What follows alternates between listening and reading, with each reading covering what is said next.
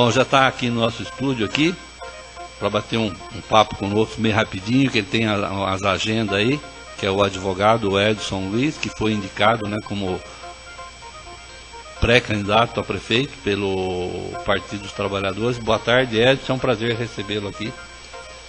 Boa tarde, Donato. Boa tarde também aos ouvintes da Rádio Difusora de Amparo, aos ouvintes do Sabadão Especial. Um agradecimento especial à diretora Lúcia Campos pelo espaço que nos é dado nesse momento, de conversar um pouquinho com o Donato, com os ouvintes da rádio, sobre as questões do dia a dia aí, da nossa cidade, da nossa sociedade. É isso aí. Ô Edson, primeiro você é advogado, se formou e você está com um escritório de advocacia aqui em Amparo, é isso? Isso, na verdade a gente é formado em Direito, advogado militante aqui em Amparo, a gente tem um escritório de advocacia aqui na cidade. E me parece que há muito tempo você trabalhou também com o saudoso, falecido Dr. José Domingues, que foi um excelente advogado, vereador. Você parece que trabalhou um certo tempo com ele também, né, Edson? Isso, na verdade, trabalhei aproximadamente 12 anos com o Dr. José Domingues, que para mim foi um grande professor, tanto profissionalmente como pessoalmente. Aprendi muito com ele, tanto na área do direito, como também na área de política. Ele que foi um grande vereador na nossa cidade. Muitos dos requerimentos, dos projetos de lei que ele fazia, a gente acompanhava a tramitação aí na Câmara e acompanhou alguma coisa da política também com ele, que foi um grande político aí da cidade, uma pessoa muito querida na cidade de Amparo. É isso aí. Eu sempre tenho dito aqui no meu programa, eu tenho conversado com o Wagner, viu, Edson, e eu acho que as eleições municipais, na minha opinião, são as eleições mais importantes que nós temos no Brasil. Por quê? É onde as pessoas vivem, é onde as pessoas conhecem quem principalmente em municípios do interior, e eu sempre digo que a partir do momento que você escolher um candidato a prefeito, você está dando um cheque em branco para ele. Que votar naquele candidato a prefeito, você está dando um cheque em branco para ele. A partir do momento que você vota num candidato a vereador, também você está dando um cheque em branco. Então, é uma responsabilidade também muito grande, Edson, né, para a população também, para escolher o seu candidato, olhar, porque existe aqueles candidatos que querem o poder para se servirem do poder, e existe aqueles candidatos que querem o poder para servir a população. Existe uma grande diferença e no município interior dá para a gente fazer essa avaliação, né? O que você acha das eleições municipais? Exato, Donato. Então, a eleição municipal, os municípios de forma geral, é onde a política realmente acontece, onde você vê o resultado de uma política bem feita, de uma política que não é pensada na cidade, sim nos interesses políticos, né? Muitas vezes a gente vê um projeto bem feito sendo executado e muitas vezes, quando assume um outro grupo político, esse projeto é simplesmente deixado de lado, é desestruturado, onde as pessoas pensam mais na política partidária, mas esquecem de uma política de cidade, onde a pessoa, o cidadão, seja tratado com qualidade, que é isso que o cidadão merece. Um serviço público de qualidade. E é isso que ele espera hoje de um político, qualquer que seja o político, qualquer que seja o seu partido. Que ele realmente trabalhe com honestidade, coerência e pense num projeto de cidade, e não somente num projeto de poder. Muitas vezes o projeto de poder ele faz com que o agente público se sirva daquilo que é público. E muito pelo contrário, o que se espera hoje de um político é que ele sirva à população, e não se sirva da população através dos impostos, de multas e taxas cada vez mais caras no país. Viu, Edson? Por incrível que pareça, você falou uma palavra aí, né, Wagner? Que nós acabamos de comentar aqui a diferença que existe entre Estado e população, município e governo. Existem políticas públicas implantadas que pertencem à população, não pertencem ao governo. Você tem que dar continuidade, aquelas que estão falhas, você tem que aprimorar, você tem que fazer políticas públicas de médio, curto e a longo prazo. O que não pode é, por picuinhas políticas, você tem um projeto X discutido com a população, só porque o projeto é daquele outro governo, você não dá continuidade. Você citou num ponto que eu estava falando com o Wagner antes de chegar, eu estava falando, quando nós comentamos isso, né, Wagner? O projeto de governo e o projeto de município, o projeto do Estado, o projeto da sociedade, né, Edson? Exatamente. E a população precisa ficar muito atenta, Donato, principalmente nesse período aí de transição com impeachment e tudo mais. Que uma das propostas do atual presidente Michel Temer seria mexer no financiamento da saúde e da educação. Saúde e educação são dinheiros sagrados, garantidos pela Constituição. Ao querer alterar a Constituição dessa forma, o governo ele pode reduzir o investimento na saúde e na educação. A população precisa ficar muito atenta com isso. Por quê? Isso pode caracterizar a terceirização da saúde. Logo mais, a gente vai precisar estar pagando, se esse projeto passar, por exames que hoje o SUS custeia. Então, muito cuidado com que a população precisa ter, nesse momento de transição, com as propostas mirabolantes do novo governo. Querer desvincular dinheiro da saúde e da educação com a proposta de reduzir gasto, educação e saúde não são gastos. Educação e saúde são investimentos. E o homem público, aquele que se propõe a governar o país, o estado ou o município, precisa ter isso em mente. Saúde e educação são dinheiros sagrados. E uma coisa que às vezes a turma confunde, por exemplo, na iniciativa privada, é simples você fazer a coisa acontecer. Se quiser comprar uma coisa, você compra, não precisa a licitação, que é a lei 8.066, que você tem um amplo conhecimento. E eu queria entrar num campo aí, porque na administração pública, se você não tiver conhecimento, se você não tiver uma equipe preparada, a máquina para. E aí o que você precisa? Você precisa de um bom planejamento, você precisa ter pessoas também com conhecimento técnico, porque existe a lei de licitação, e eu sei que você trabalhou no departamento de compra aqui da prefeitura, no governo do César Pagan, trabalhou no governo do Paulo Miota, que nós trabalhamos junto, e a gente sabe que a máquina, se você vacilar, ela te engole. E aí, se você não tiver um planejamento, vai começar a faltar coisas básicas. Por exemplo, o que saiu no jornal aqui, às pressas, mandando um projeto para a Câmara Municipal para comprar coisas básicas para a Guarda Municipal. A gente vê reclamações, falta papel higiênico, falta papel sulfite. Isso o que é? Isso é falta de planejamento, né, Ed? Porque tem que ter um pouquinho de experiência para você não parar a máquina, porque é diferente da empresa pública, né? A pública da privada, aliás, a empresa privada é uma coisa e o serviço público é outra coisa. E você tem uma experiência muito grande.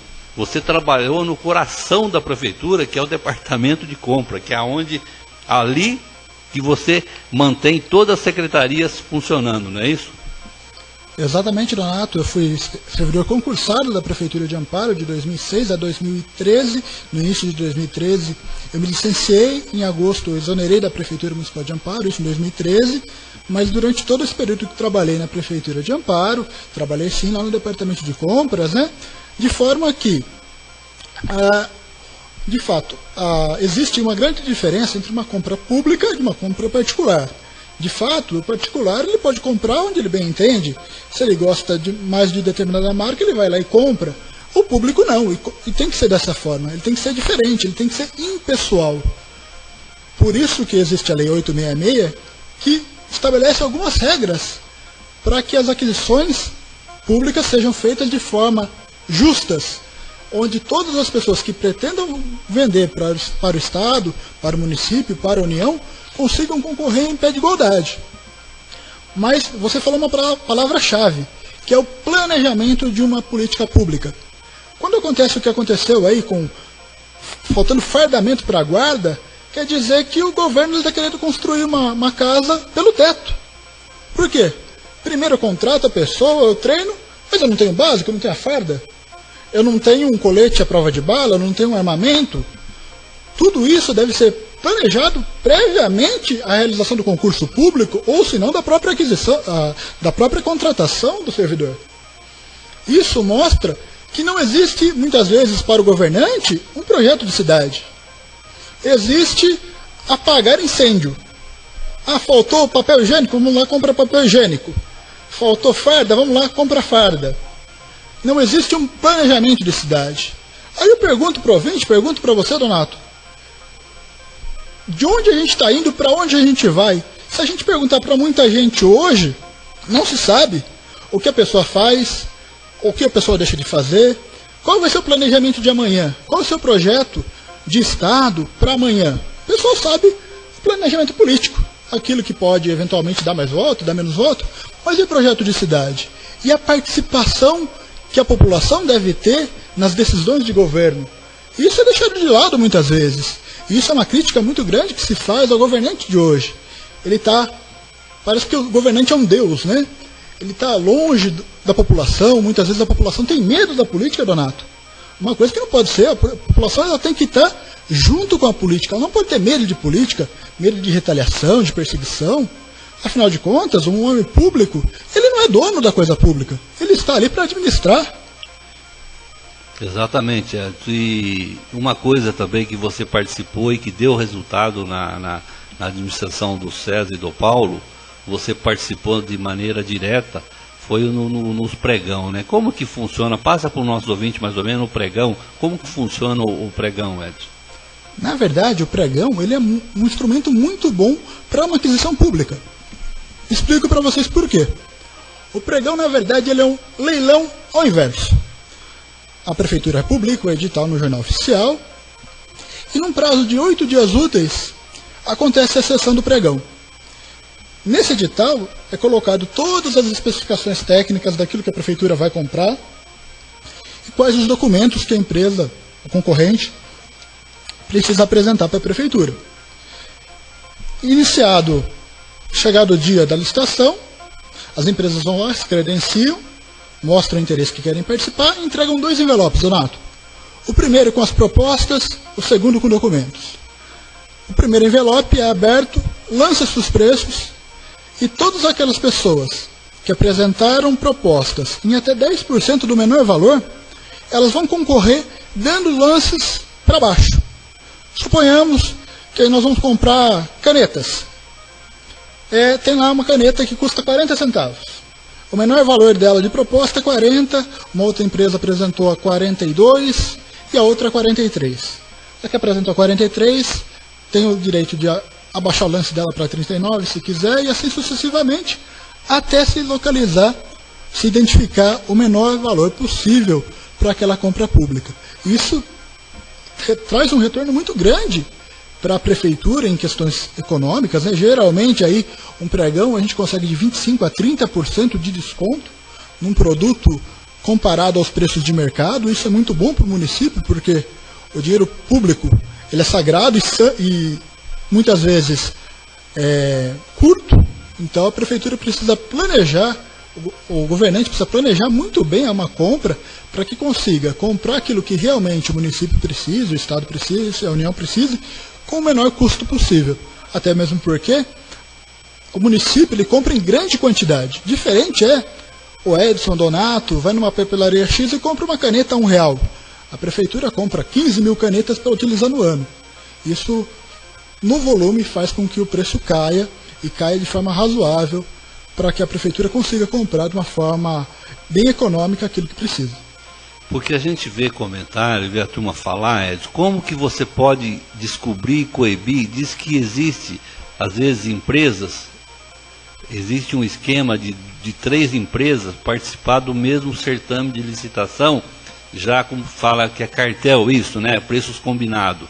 Porque você, antes de você pôr um produto para licitar, você tem uma média a mais e uma média a menos, se não me engano é 20 a mais, 20% e tem um valor também a menos. Então, você já tem uma base nisso, não tem um valor daquele produto?